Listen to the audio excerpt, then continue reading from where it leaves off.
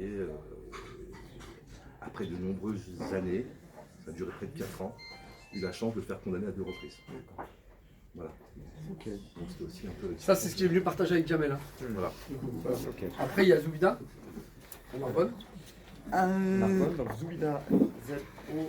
UBIDA, Chalka, C-H-A-L-K-H-A. Donc de Narbonne, honte, Narbonne. Donc ben moi c'est juste pour réaffirmer un petit peu ce que viennent de dire, tout ce que vient de dire Nabil et tout ce que diront les autres.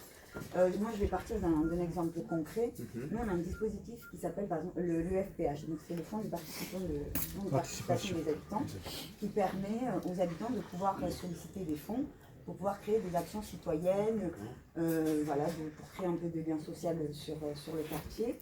Et un jour, un groupe d'habitants a souhaité, avec l'accompagnement d'une association, notamment nous, l'Arche, a souhaité porter une action, ça s'appelait Stade pour Gaza, c'était un match de foot et les bénéfices récoltés allaient à la cause palestinienne. Et du coup, par rapport à cette action, déjà on nous l'a refusée et on nous a limite taxé de... sous prétexte qu'on est originaire, issu de l'immigration, voilà, ils se sont fourvoyés sur nous, notre démarche vis-à-vis de cette action qui était humanitaire, humaniste, hein, et eux l'ont interprété comme si nous, sous prétexte qu'on était issus de l'immigration et de professions différentes, du coup on était contre les Israéliens quoi en fait. Donc, on menait une lutte contre quelqu'un, contre un peuple, alors qu'à la base c'était vraiment pour soutenir une cause humanitaire.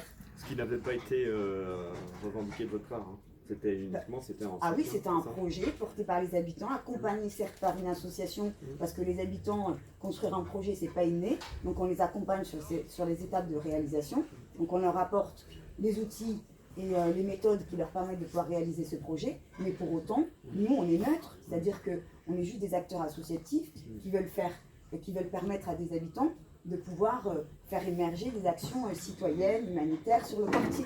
Et du coup, de cette action est né plein de rumeurs, plein de choses inexistantes, des fabulations, clairement, et du coup, qui ont clairement porté préjudice à cette action, qui à la base était honorable.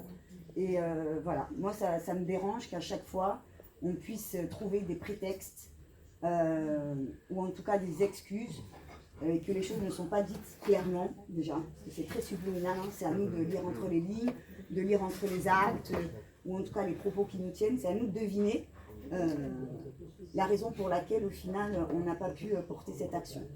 Donc voilà, c'est récurrent, et il me semble que cette situation, elle n'est pas orpheline à Narbonne, hein, je pense qu'aujourd'hui, on est tous là pour un peu ces mêmes raisons, et donc voilà, moi je tiens juste à dire qu'on est des personnes comme tout le monde.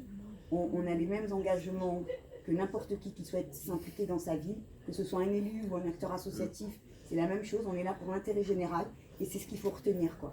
Et vous dites que les choses ne sont pas dites clairement, c'est-à-dire qu'on utilise des arguments. Voilà, ou alors on lance des rumeurs pour porter préjudice à la structure qui va aider ce groupe d'habitants, par exemple. Soit Et puis moi je dis toujours que la rumeur elle tue plus que la vérité. Donc on a beau ensuite prouver notre bonne foi, prouver qu'on n'est pas du tout dans cette démarche-là, mais pour autant, eux se sont fait une idée, ils la gardent et puis ils nous détruisent à petit feu comme ça. Donc ça empêche du coup l'engagement citoyen des habitants, ça empêche voilà, tout ça. Et du coup, c'est une forme de répression, je trouve, et d'oppression. En tout cas, en termes de démocratie, je trouve là. Comment ? Ça décourage l'engagement, vous le constatez, des gens qui... Tout à fait, bien sûr. Quand vous avez des habitants qui ne sont pas habitués à être dans ce système de porter un projet, déjà la notion de projet, c'est pas inné chez tout le monde. Il n'y a que les gens qui sont impliqués dans les institutions, dans le monde professionnel, qui savent de quoi on parle quand on parle de projet. Enfin, amenez-moi un habitant lambda, parlez du projet. Comment on le construit, comment on le formalise.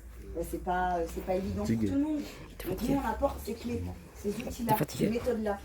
Mais sous prétexte qu'on est associé soit à une militance en dehors de notre structure ou parce qu'on est issu de l'immigration, forcément notre démarche, elle est elle est malsaine, elle est forcément dans la défiance, forcément dans la dénonciation, mais pas du tout.